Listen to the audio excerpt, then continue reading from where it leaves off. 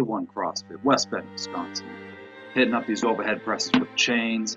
Started with the strict press. Actually, on this day I did not start with the strict press. I went right into the push press because my shoulder was a little wonky.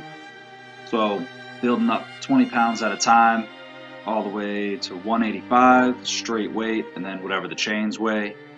I think this was what, 165? You guys can do the math at home. You know I'm not that good. This looks like about 185 here.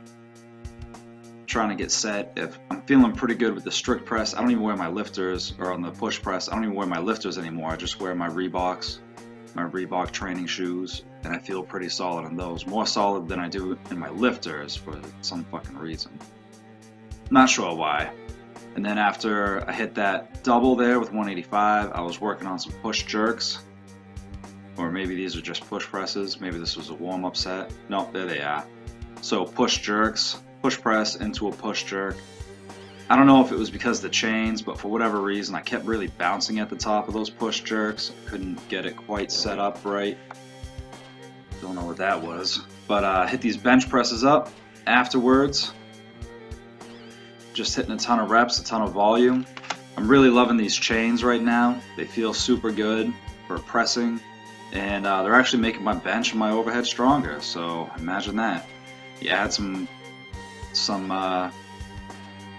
accommodated resistance and all of a sudden you get fucking stronger. Weird. Super set with these rows. I only rode 135. I was trying to do like 15 reps with it though. Just trying to pull the shoulders back. It was actually making my shoulder feel really good. So hit those up and then I'll go back to the bench. I don't know what I went up to on the bench.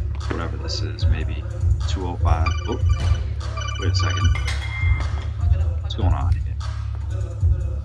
Back it up, back it up. Cut it up, cut it up. And then what's funny is I smashed this bench super hard though.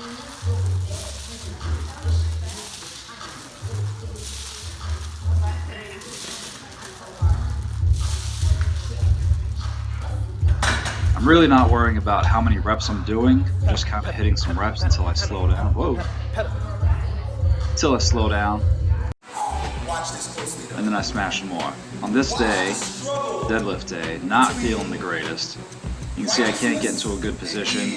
I end up stiff legging the deadlift up. All my deadlifts look like that on this day when I was at 455. Not super excited about it, not very proud about it, but luckily I ended up being sick.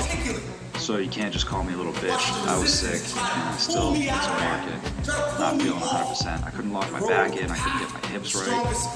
My fucking piriformis right there was getting fucked up. So ended up just going back down to 315. Hit some volume up. Whatever. No big deal. Didn't really care anymore on this day. Just wanted to get some work in. It sucks having this issue with my hip. I can't figure it out no matter what I try and do. It's because I know what it is. It's because my fucking pelvis doesn't rotate correctly. My extensor has to work harder, and so it's overused. So I can't figure out how to unfuck my pelvis right now. So, you know, just working on that. Working on what I can work on. Some days is better than others. My fucking back looks sick though. God damn. I came back from vacation, like, dude, you look jacked. I'm like, no, I'm fat. They're like, yeah, but your back looks like a kite. I'm like, well, I guess that's pretty cool. So I ended up taking my shoes off, which actually felt a lot better. I don't know why I just don't do that in the first fucking place. Because I feel the floor better, I can sit my weight better, and I'm just dumb for trying to keep my shoes on. So, whatever. Do what your body fucking tells you to do correctly. Look at Rio, the dog. Rio the dog. I don't know how many reps I was doing, 12 maybe? 12 reps on 315. Then I did this little circuit of sled pulls, shrugs, and double overhand deadlifts, no straps. So 8 sled pulls down and back, or 8 sled pulls down, 8 sled pulls back. Working on that high pull, trying to get some explosiveness back. I really enjoy doing these types of sled pulls. They feel pretty good. I like them. teach you how to pull backwards into a deadlift. Otherwise, you end up just pulling the bar straight up and using a ton of lower back and quads. So learning how to sit back into the deadlift and then explode the hips all the way through.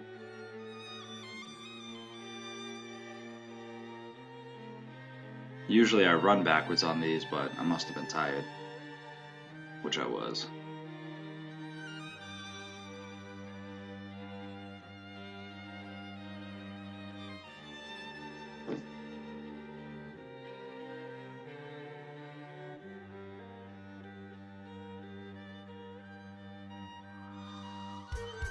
So went up and smashed these snatch grip shrugs. Kazmaier always talks about having the hands at least 5 inches outside of the body to get the maximum effectiveness for a shrug.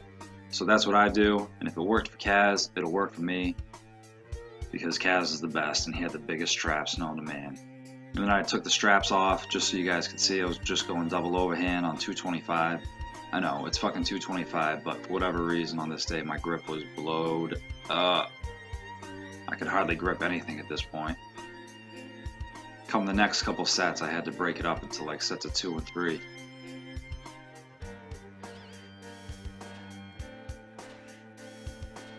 You see, I'm dying.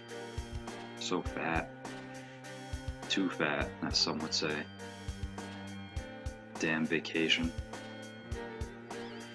Vacations are always fun, but when you're trying to train, it really sucks the life out of you.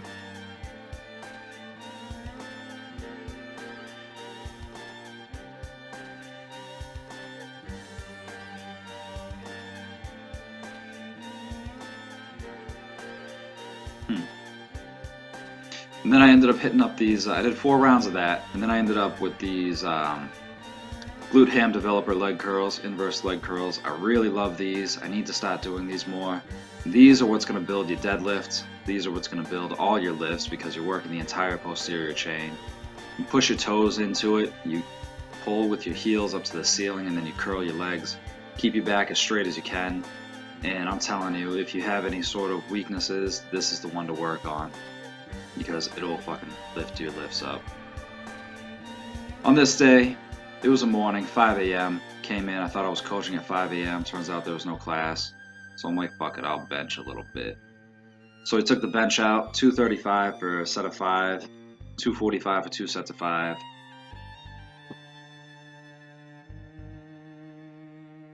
Again, nothing I'm doing lately is super impressive, but 245 for 5 is a PR for me, so that's pretty cool.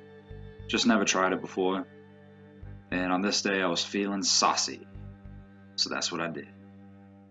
I was actually moving pretty good. I'm telling you, these chains really fucking help. If you don't have a set of chains or a set of bands, go buy some. I know they're like $70 for a good set of chains. You want to get some that are 30-40 pounds each, and use them on a bunch of things. You got to get some feeder chains if you don't have like little straps, or if you don't want to buy the little straps. So then you get like 1/4-inch chains or something. And just not knowing how much exact weight is on the bar is such a nice thing, because you work up to a set of 2 or 3 or 5 or whatever you're going to work up for the day, and all of a sudden now you have no stress about how much weight you have to hit or what you have to do. You just know that you grind. Workouts. Nobody ever cares to take the time to set the sympathetic nervous system. Me, I like Lindsey Sterling and Requiem for a Dream and smooth jazz. Yeah, smooth jazz radio, because my energy is all up here. I don't need to get fired up on the outside.